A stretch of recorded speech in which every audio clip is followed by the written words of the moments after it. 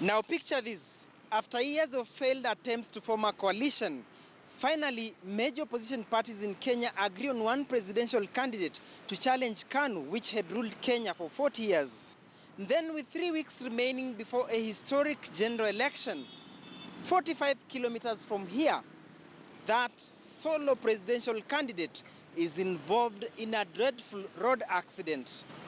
It shakes the country, leaving the opposition wallowing in the miasma of confusion, desperation, and anxiety. This is the untold story of the December 2002 Kibaki accident. My name is Duncan Haemba.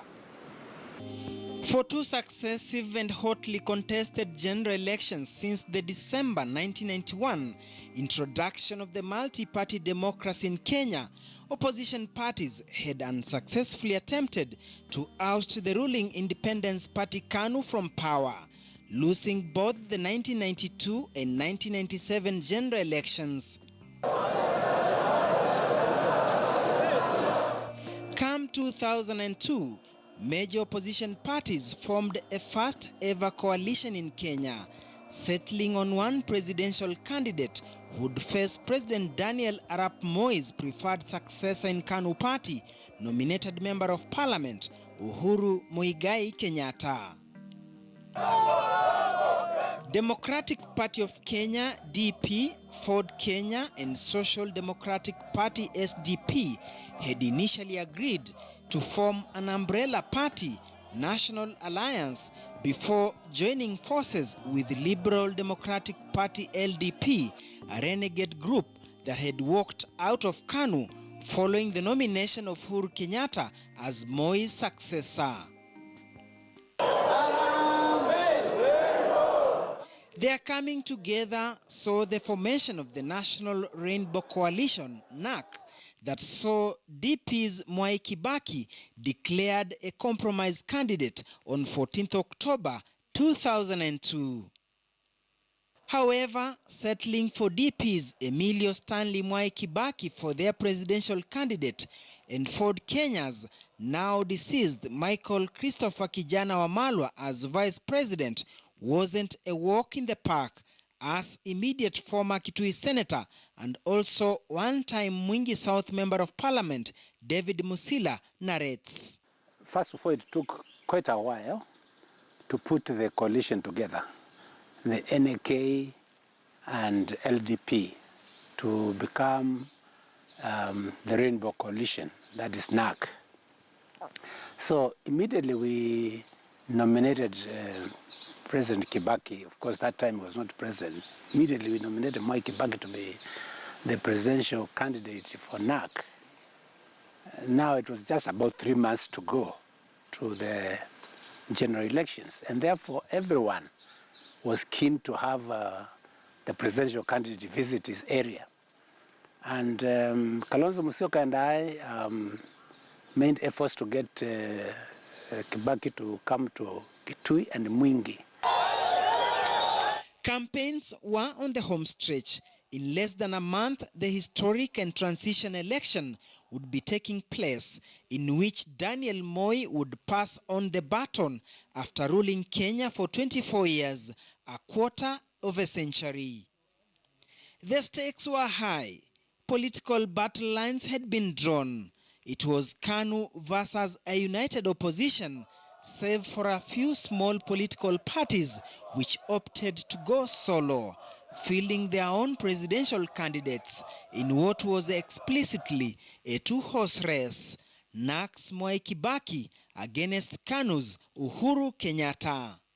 Get the hand I drove my face because, hey, I am unbogable. Amid the heightened and well-oiled campaigns, tragedy struck, which shook the country.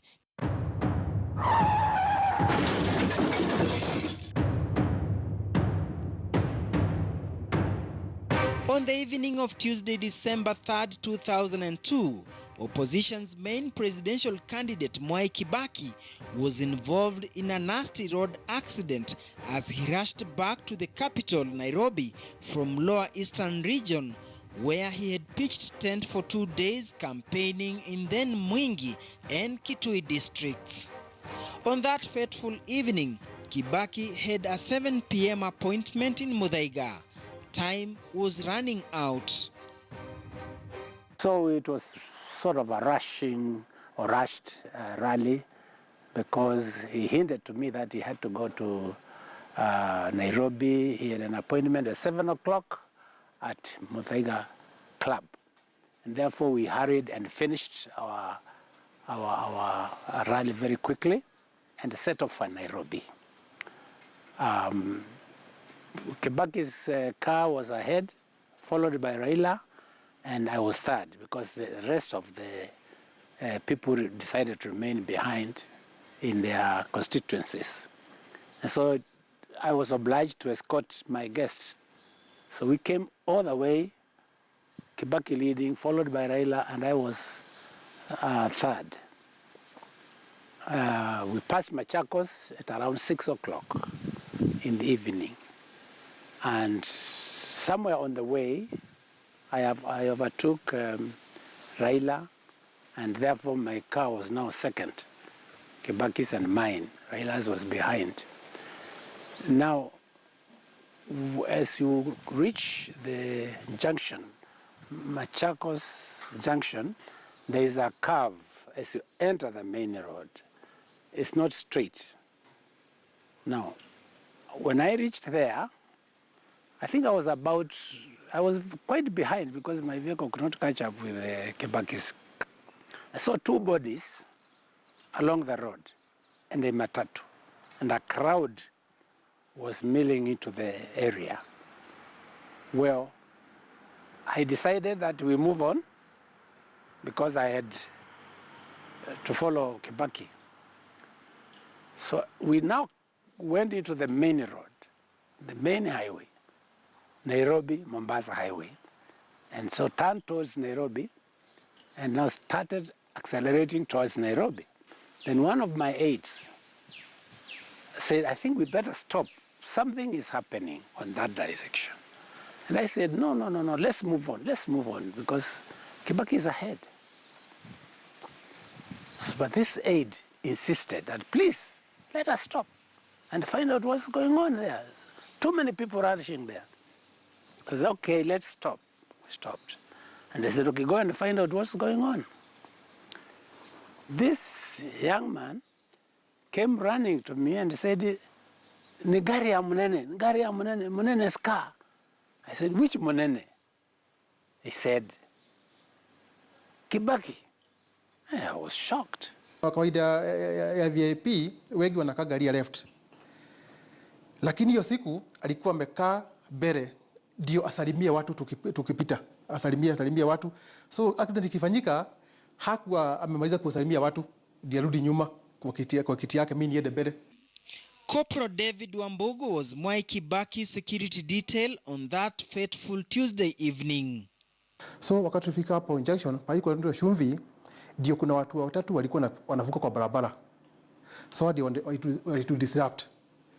So gari tulikuwa nayo ambayo ilikuwa ni KH 016G ambayo ni private vehicle ya Mheshimiwa Mwai Kibaki, ikagonga wale watu.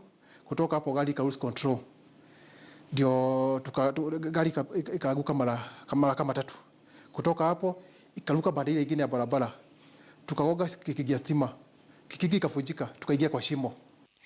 This is the Range Rover KAH 016G they were traveling in, and it had 4 occupants: the driver, 2 security details, plus Mwai Kibaki himself. Mimi na mzee ndio tuliumia zaidi. Kwa nini? Kwa sababu mimi sikuwa nimefuga mshipi. Kwa sababu kama training zetu wenye tumefundishwa kwa VIP protection, you are not supposed to be in your safety belts. Kwa sababu kama emergency ikitokea kusaidia your VIP, unamsaidia haraka. So that's why I was not in my safety belts. The sight was something you would never want to see. There was a big pit that had been dug there. Huge pit, very deep, for a petrol station. And so, little did we know that that vehicle of Kibaki hit the matatu caused the accident and the deaths of the 2 people we found on the road. And then he flew over that bush, crossed the highway, and flew into the ditch. So now I knew that I had a responsibility because I had left Raila behind, and now I was the person now to take care of that situation. It was a very deep and large pit. So I went in, I found quite a number of people surrounding the vehicle, wondering who is this person. Nobody, they didn't know who it was. But one of the guards, security guards of Kibaki jumped into the pit just before me and tried to control the crowd. In fact, he had to pull a gun to tell people do not come near. The accident occurred at the Machakos turnoff along the Nairobi-Mombasa highway when Mwai Kibaki's Range Rover plunged into a ditch at a construction site as his driver swerved in an attempt to avoid ramming into 2 PSV matatus that had collided. 2 people ate out to one of the matatus and a passenger were killed on the spot. Ilo severally, alafu dakika mwisho ikavuka mpaka ile barabara ikiwa ikilolo tu ikavuka kwa barabara. Hiyo shimo ilikuwa shimo ya petrol station, ilikuwa inajengwa. What I saw was very shocking. You could not even recognize Kibaki because the airbags had blown out, and I think there were many around the vehicle, and there's powder-like, kama unga ya mahindi, on the face, so you could hardly know who it was. Some people were standing at the bank across, so I organized them so that they could receive Kibaki as we lifted him up. So we lifted him up, and I jumped again out of the pit so that I could now go and coordinate the transfer into the vehicle. With darkness setting in, Kibaki, the opposition presidential candidate, had been pulled from the wreckage. They needed to rush him to hospital.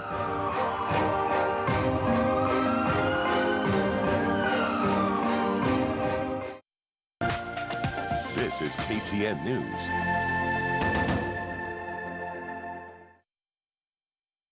Bet, huge jackpots, big winnings. Achieve your best today with 200% bonus on the first deposit. All bets on sports. What is fair? Huge winnings.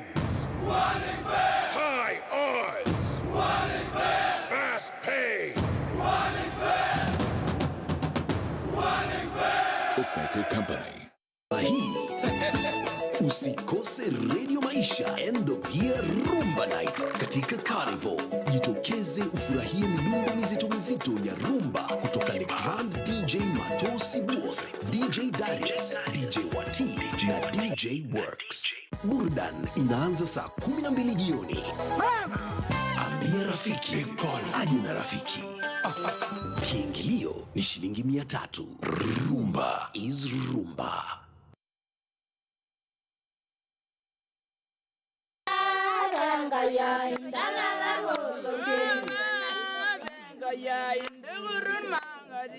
Deforestation in Kenya remains a big threat to wildlife and people. Our big headache in Nairobi is the issue of forest destruction.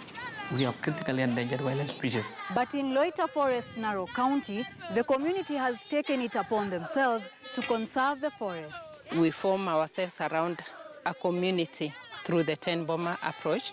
10-bomber is a wildlife security initiative that focuses on providing security for wildlife and people. Huwezi kata mti because hii buffalo haiwezi ishi in an open place. Kwa hiyo inaonyesha jana ndovu walipita hapa. How to conserve forests. Lessons from Loita Forest. A Chams Media production for KTN News this Thursday at 8:30 p.m.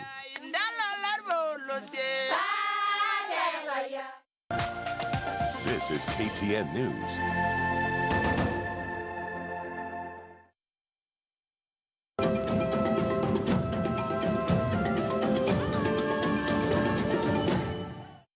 I placed Kibaki at the back seat, and one of the guards was holding him, and then the driver. So we were three, the driver and one of the guards and myself. I sat in the front seat for communication purposes as Kibaki was sitting behind me.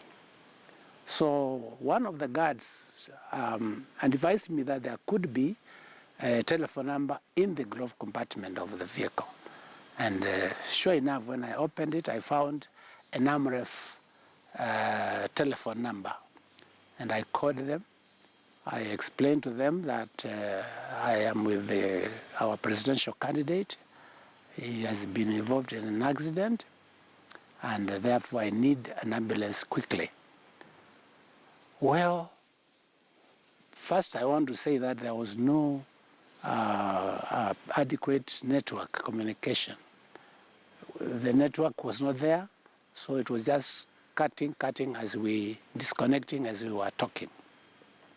Now, the ambulance, AMREF ambulance, told me that they will not be there before 30 minutes. They say they can only be there within 30 minutes.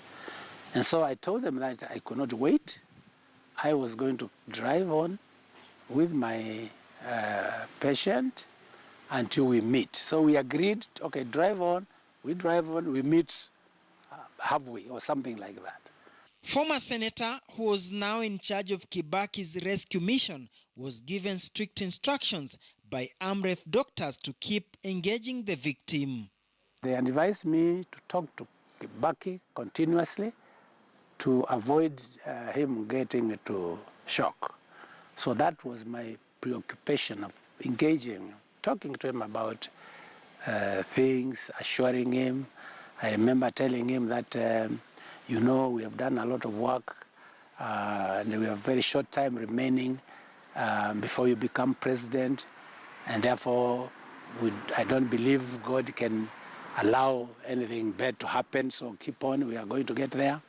So I kept on assuring him. When we reached at the river, the network communication had improved greatly. Kibaki asked me to inform his son, David. David had been with us in Kitui. He was far, far behind. So in a nice manner, I told him Mzee had been involved in an accident, but it's okay.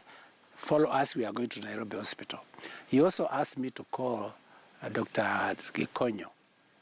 He's a personal physician, and inform him. I talked to Gikonyo, and he told me that they would be waiting for us. So we drove on to the accident casualty area, and I was delighted to see two lines. One line led by Dr. Gikonyo with a team of doctors, another line led by Mudi Awori and Raila Odinga. I don't know how Raila managed to overtake us because I left him behind, but there was Raila with the NAC team waiting for us. And now you came back. Dr. Dan Gikonyo, a cardiologist, was then a consultant at Nairobi Hospital and also family doctor to the Kibakis. So we took him in a wheelchair, I brought him into the hospital, and we did all the necessary scans, and we were able to establish all the various injuries.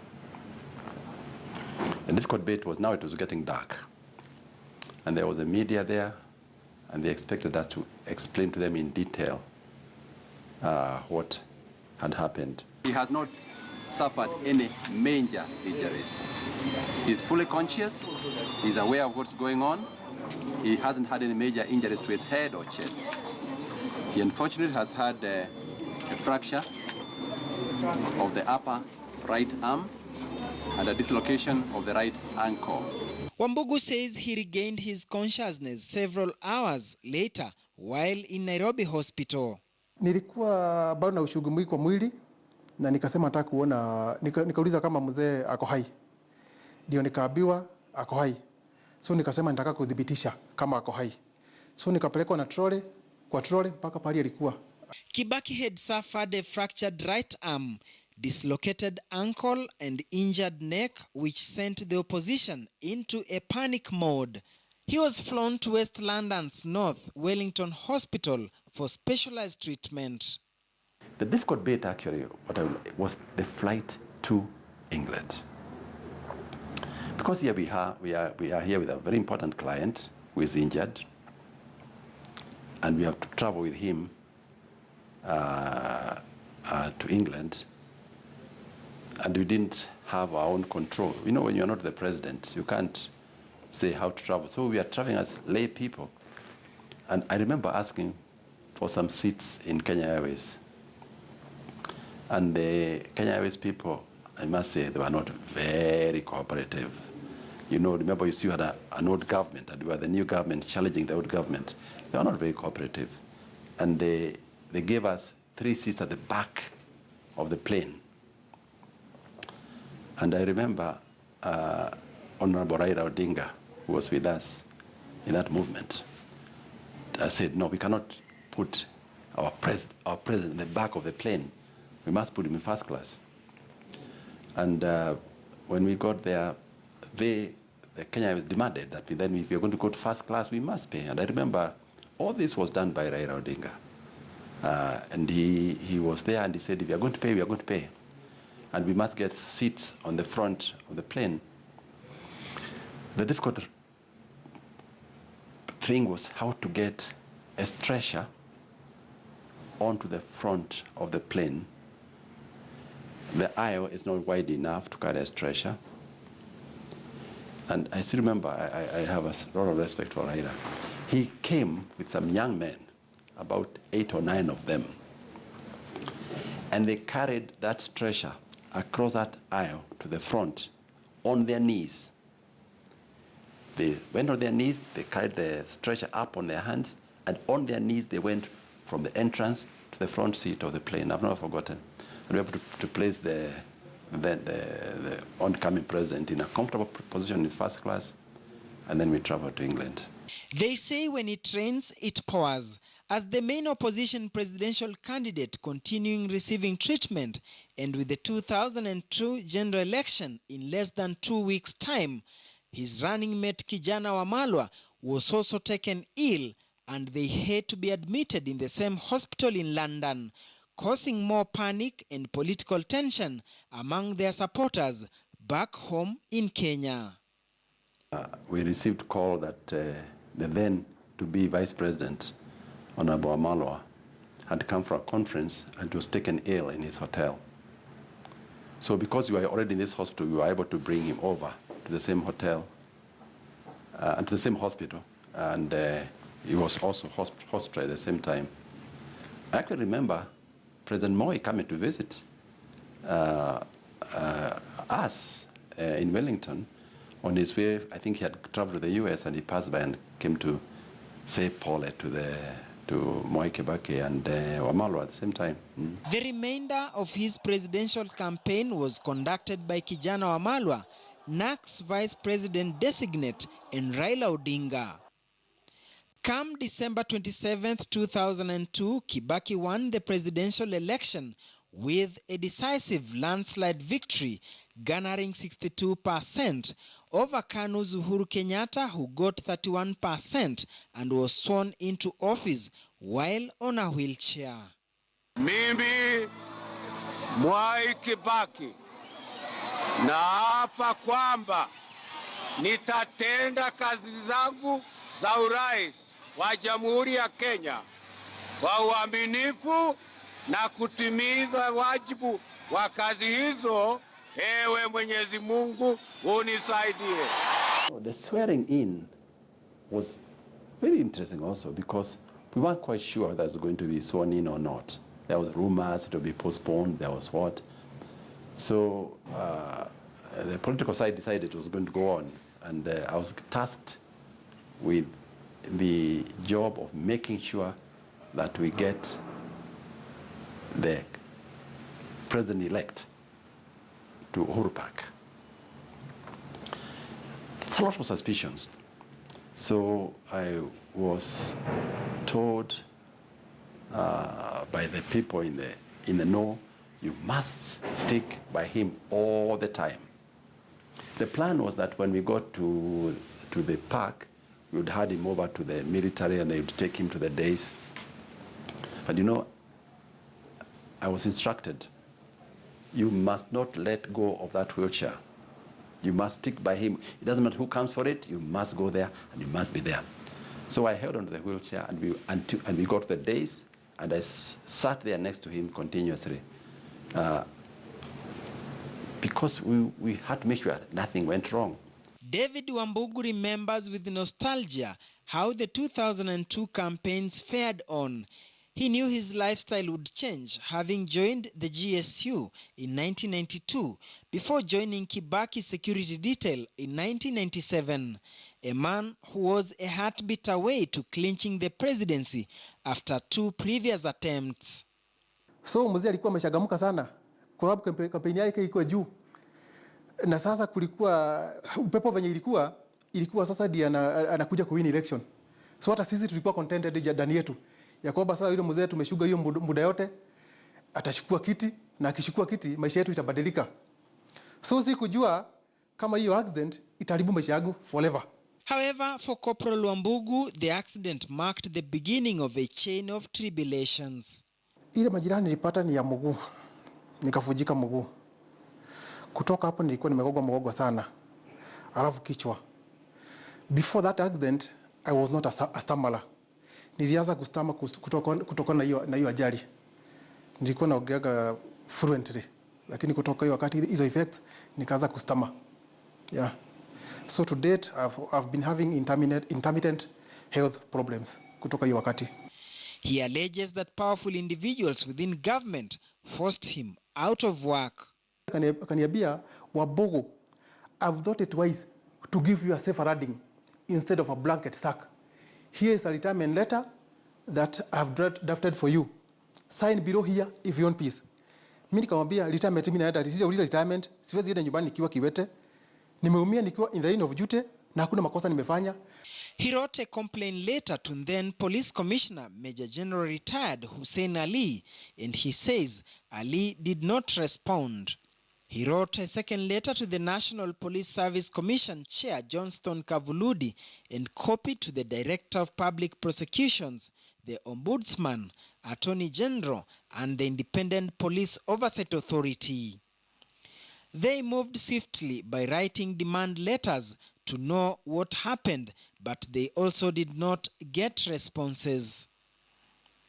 IPOA has sent 4 reminders until to date, same to the DPP and the Ombudsman. Still, no feedback. His advocate advised that they move to Court of Labor and Employment Relations Court. Wheels of justice are yet to begin rolling. Ni kama kulikuwa some interferences kuko kutini. Tukagojea tupewe siku, hatukupewa.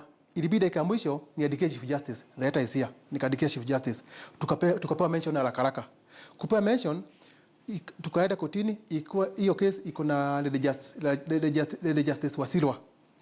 Na akaoda hii case imekaa sana, itafutiwe hearing date. So kutoka wakati huo hearing date bado haijapeanwa.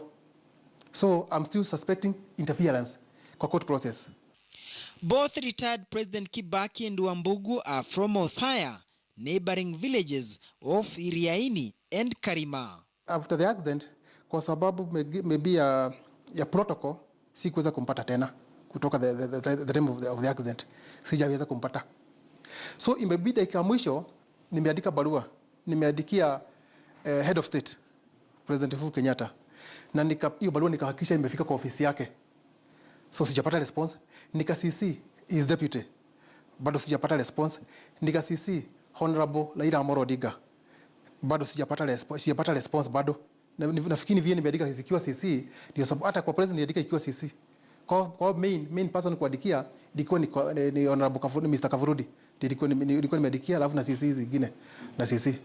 Nimeandikia mpaka Head of Civil Service Mr. Joseph Kenywa. Nimeandikia Status Controller, that is Mr. Bogwa. For now, David Wambugu is still seeking what he calls denied and elusive justice. Duncan Hemba, The Untold Story.